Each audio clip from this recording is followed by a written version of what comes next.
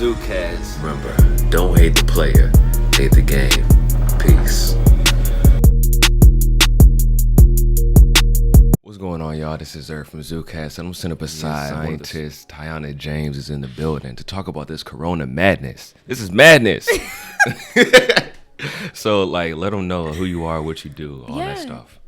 So I'm Taiana. I also go by TT. I went to Thomasdale High School, which is how Zuri and I know each other. And now I am a sophomore at the College of William and Mary. I'm majoring in biology, and I actually do research on viruses, but viruses that instead of kill human cells, they kill bacterial cells. So I do a lot of research and a lot of other cool stuff, I feel like. And I was like, I really miss Zuri. I want to talk to Zuri. I want to hang out. And this would be a great opportunity, for me to talk about science, which I love, and hang out with Zuri. What is the coronavirus? Right. So coronavirus is a family of viruses. So coronavirus is kind of the broad term. What we're seeing now is actually the scientific name for it is called SARS-CoV-2, and the disease that it causes. I can't. That's a big word. Yeah, SARS-CoV-2. So severe acute respiratory syndrome, coronavirus 2. It's the second one, right? And then COVID, which is the disease, is coronavirus infectious disease or infecting disease 19, because it was discovered in 2019 in China. So coronavirus, broad name, SARS-CoV-2, the actual virus. COVID is the disease that we're seeing. So, yeah. Okay. What caused it? Was this man-made? Was this government, population control? Like, what's the story behind it? I think in any type of new, global situation, people lean towards conspiracy theories because it's, I don't want to say ignorance, but when there's misinformation and when there's, so much content, it's easy for people to go off these like deep ends and think, oh, it's man-made, but it's kind of a lack of understanding of how evolution works and how viruses work, Definitely. So it's a thing that's really interesting that I've just been thinking about a lot. I'm going to answer the question. I just wanted to. This is like metaphysical or whatever. Yeah. But, viruses, you can't see them with the naked eye, right? So to have this thing that is affecting people in this meta way, geopolitically, economically, and all that stuff, but you can't see it. It's like, it's easy to be like, oh, it's the boogeyman. You know what I'm saying? But yeah, so what caused it, from what I read, in the news and stuff like that, it started with this in the wet markets in China. So it's very similar to to viruses seen in bats. So they think that it started through bat consumption or bat human interaction, normally consumption, right? Eating them, or pigeons or something like that. So it started with one person in China ingesting bat/pigeon meat, right? In Wuhan, China, in this like province or something like that. And from there it mutated. So it changed its genetic code to become this new SARS-CoV-2 virus. Like, because when it's manifesting in bats and all that stuff, it's going to be a little bit different genetically, right? Because bats are different than humans. But when it mutates and becomes this novel thing that scientists haven't seen before, that's when it mutates and it becomes a novel thing. So no, it's not man-made. It's just not man discovered before. It's novel. And I feel like it's kind of hard for people to wrap their minds around the fact that viruses can be new and all that stuff. But that's part of the beauty of why I like to study them, because they outnumber humans so much, by so many orders of magnitude. But they're just constantly changing and constantly evolving. So yeah. How deadly is the COVID-19? Right now the current figure is like 3.4% mortality rate. But I just read something that just came out literally yesterday that they actually overestimated how deadly it was in China. So a lot of the people have recovered. And yeah, so that's kind of like a glimmer of hope. But also China took a lot more preventative measures, suppression of the virus, and it's always good when scientists are wrong, right? When they're overestimating projections and stuff. No one wants it to be 4% mortality rate. So let's hope that they're wrong and do what we can, to make it so it's wrong, True.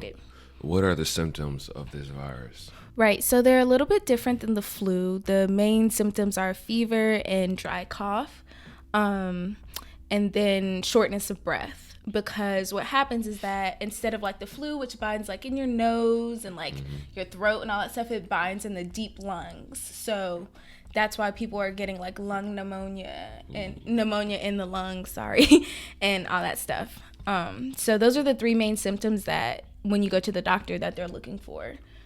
How does it compare to the flu and influenza and stuff like that? Right. So they're cousins genetically, I guess, in life, but they're not living.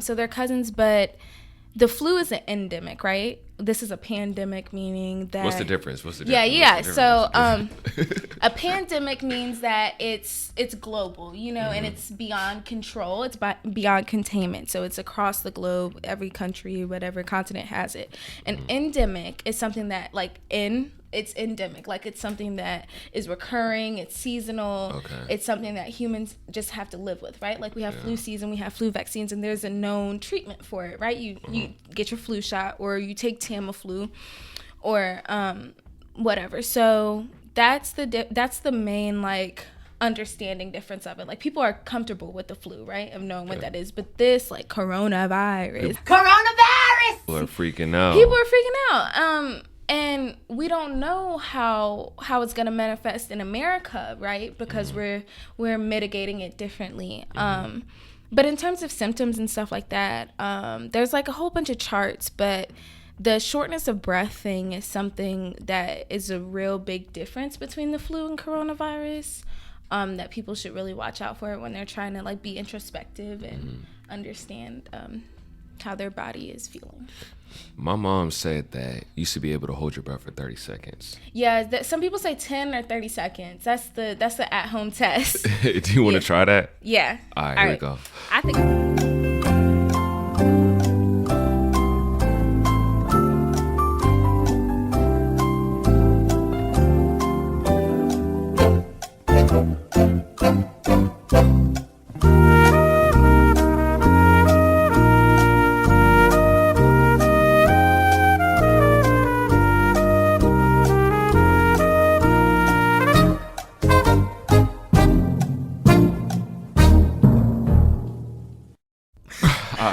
That wasn't I think I do have corona. What should I do? Yeah. So first you want to see. It's hard now. My answer to this question, because my mom is like, what do I gotta do? Exactly. But my answer to this question has kind of evolved. So at first I would have said, have you been to Italy? Have you been to South Korea? Have you been to China? Have you traveled within the last 3 weeks or 2 months? Right. So no. Yeah. No. Right? Then after that, now my question would be, have you been in a town or in a place where there's been a coronavirus outbreak? Yes, because you live in China. So there definitely. There's a case right here. But you haven't had contact with that person, right? Like, you don't have known exposure to a person that has coronavirus. Contact meaning they've coughed on you or so that's how you can contract it from getting coughed so on. That I know that's one of the later questions, is it airborne and how is it transmitted? So that question is that criteria is evolving because first our testing here is so bad, right? It's so underdeveloped in America, so we don't know who has it. We don't know. Real talk. Real talk. We just don't know. And also the generation time, or the time to show symptoms, takes longer than the flu. The median amount of days is 5 days, right? But the flu is 2 days, and 2 days on average, that's when people show symptoms. And for COVID or whatever, it can take 1 to 14 days, right? So people can be asymptomatic and cough and sneeze, but they have a high concentration of the virus, So with this lack of testing, it's hard for anyone to know. So I think that if I was a doctor, if I was someone and a patient came to me, I would, and they have the symptoms and they have a fever, I'm giving you a test. You know, it's my duty. But yeah, if you do feel as though you are showing symptoms akin to COVID-19, the disease, call your doctor. Yeah.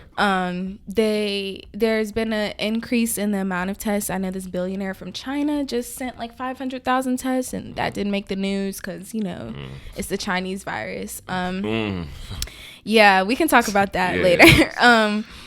I know that there have been an increase in the amount of tests available, and there weren't before due to the president denying the test to keep the numbers down. But that's actually been like really, it's kind of increased the hysteria in my opinion, because people, it's true for people to be upset that they don't know who has it or where it is, right? So call your doctor. There's places in Williamsburg, Chesapeake. Oh, I gotta look at the thing again. But there's places that they have drive-through testing. They're doing drive-through testing where you just pull up, they do the swab, and then you'll get your things back. So, yeah. And if your doctor denies you and be like, oh, I don't think you got, no, just it's better say, give me a test. Give me a test. Facts. You know, I'd rather know that I don't have it, right, than do have it and then possibly transmit it to someone who could like die from it, you know? Do you think that we'll go back to school in Chesterfield? They said what, April 14th? Yeah. So I think that the next week and a half is going to be really crazy in the news, because I think that the amount of cases are going to go up. And the reason why the amount of reported cases are going to go up is because we're going to start testing people, right? Yeah, I feel you. But I feel, so what, that puts us at April 3rd, you know? So I think once we start getting more tests, you know, there'll be a lot of positive, COVID positive, right? But then after that, you know, we don't know about the rate of transmission. They know that like the flu, you can transmit it to like on average 1.3 people, right? But with COVID, you can transmit it like double that to 2.2 people, right?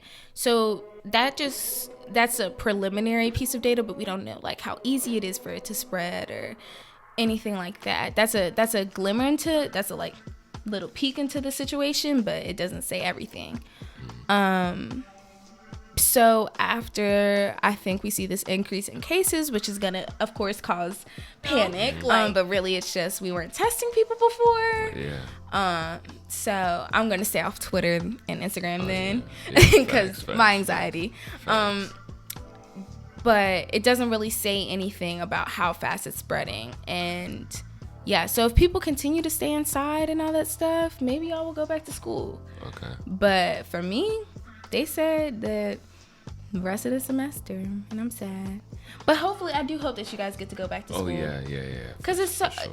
It's really been making me think, because there's some people, like, you know, like, we're lucky, and me and my sister are lucky. You know, we have a really, like, harmonious in a way. Like, you know, we fight and all that stuff, but home life, and we have food on the table every day, and we can cook, and, you know, but some young kids, they could be being abused at home. They don't see other kids.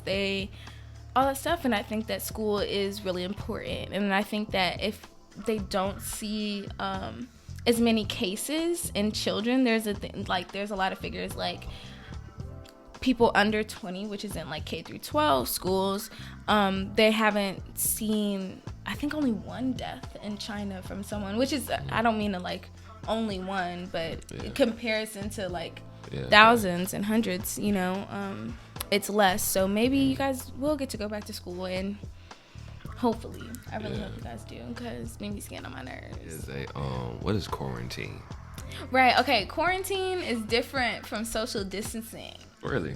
Yes. Quarantine is when you've been exposed and you are staying at home to decrease the transmission of the virus. So you have been exposed or you have been diagnosed with COVID, right? That's quarantine. Okay. Yeah. Social distancing is staying at home and trying to decrease the possibility of the spread and the transmission of the virus, right? Okay. So that's social distancing and social isolation. So I put on my Instagram story one day, I was like, quarantine and self-isolation like are not the same thing, beloved. Like they're not. Yeah. And this girl, I love her to death. I love her. This is like one of my best friends. But she was like, quarantine has a nice ring to it. And I was like, girl, bro, I hate when people just say dumb stuff like that. Because, you know, like, people on Instagram are like, oh, quarantine vibes, quarantine and chill. Ma'am, I'm calling the CDC. Yeah, right. Like, are you, have you been exposed and you're not telling people? Because I'll call the cops, you know? Like, people don't really know what they're saying because it sounds cute. So, right now, we're social distancing. I know we're not 6 feet apart, but I haven't traveled yet. Is that facts, though? Like, do we have to be 6 feet apart? That's what they're saying.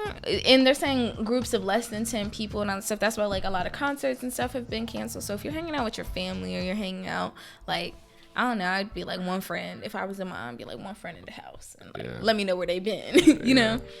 And wash your hands. But it's hard. People get bored.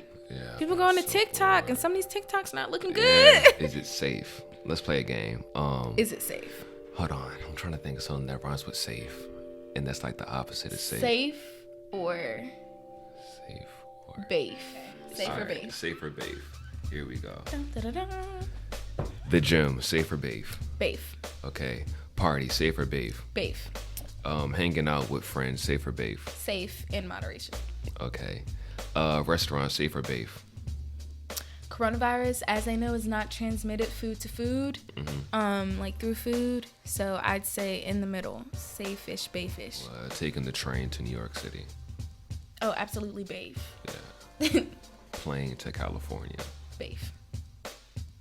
First, you're in the airport. First of all, the airport, no. And then you're going to California. So. Okay. What else? Oh, church. Bafe. That's another one, you know, through school and all that stuff. And just like as a Black woman, I feel like people expect me to, and I have these expectations of myself and my family, you know. It's hard to balance religion with understanding about science because there's so much that contradicts. And especially in times like these when people are like, faith over fear. No. Okay. Have faith in science and wash your hands. Like, it's really hard. And it's hard just... I don't know. There's so much, like, with the Black community and the Black church and relationships with doctors and science that I haven't been able to navigate. But church is definitely bafe at this time. I'm sorry. I'm not the most religious person, so I wasn't going to go anyways. But... no, not like that. Yeah, I don't want to. Don't turn off. It's just I just, you know, I'm learning and I'm trying to navigate myself in life. But yeah, any gatherings like that, and especially because a lot of people that go to church are older. You know, they're elderly, and they're at the highest risk. So if I go and I could be carrying the virus. I cough, I sneeze, and First Lady Juanita is out. From COVID-19. Stay inside. Don't travel. Take your vitamin C. Do the vampire cough thing. What is that? Like, the dab. Yeah, I've been like doing that. Yeah. Boost your immune system. I drink like kombucha every day. Oh my gosh, kombucha. Yes. Just boost. I've been doing a lot of self-care stuff. I think, you know, just trying to mitigate anxiety and fear is something that's really important that people don't really think about when, and stress too. Stress makes people very sick, very, very sick. Yeah, just the normal stuff that people would do to protect from any other sickness, but just a little bit on crack, like the social distancing thing, because it's scary and people seem to be so overreacting and stuff like that because it's new, you know, and there's not a lot that we know about it. But I think that what's more dangerous than overreacting and over, you know, projecting and stuff like that is under projecting. You know, people going to the beach and people trying to have house parties and stuff like that. You know? yo. You know, that's even more dangerous than just staying inside. I you know, I don't want to not validate anyone's feelings, but I also want to convey the need to read, the need to dig a little bit deeper, and trust the viable sources. I go to the CDC website, I go to World Health Organization. I look at CNN sometimes, but not really, because I like to fact check them. I know this makes me sound so geeky, but I'm like a 3-source person. I'm like, okay, where did they get that information from before I start freaking out? Like I just think that that's so important, because we live in a time where there's so much propaganda, you know, from like Fox News and places like that. There's so much misinformation. It's so much speculation, again, adding to the unknown thing. So people are taking things into their hands, and there's disconnect and mistrust between the government and all that stuff. There's so many factors leading into people being hysteric and being panicked that I want to honor, you know, but I also, maybe we could shift it to being productive and seeing that we have a collective, you know, duty to stop the transmission of this virus. And then the thing that I said earlier about like it being so small, you can't see it with the naked eye. So people don't really, it's hard for people to understand it and understand that it's serious, you know. It's not like a wind gust. It's just an actual entity. It's just orders of magnitude smaller, like where you can't see. And I have astigmatism, so I definitely can't see. The more we take it seriously now and stop the spread of it and just staying home. I know I'm not like at my house, but do what they're telling us to do, you know, in the larger sense, then we can flatten the curve, which is the thing that a lot of epidemiologists are saying about flattening the curve to help support the healthcare system capacity. And we're gonna get through this together. And it's gonna be like, in like 5 years, it's gonna be like, do y'all remember when we lived through coronavirus? We're overreacting. It's okay. I'd rather be overreacting than underreacting, you know? Where can we find you on social media? Yeah, follow me on Twitter at Taiana Jalia, on Instagram at Taiana Jalia, Taiana. Yes, okay, Jalia. That's where you guys can find me, and I'm about to be a published scientist soon once I finish my research. Yes, hopefully. But it kind of got stalled because I was supposed to go back into lab. But yeah, I'm working on my things. Yeah, you doing you. You can follow me on Instagram at ZuCast the podcast. This is the Corona Madness episode featuring TT the Scientist. Peace.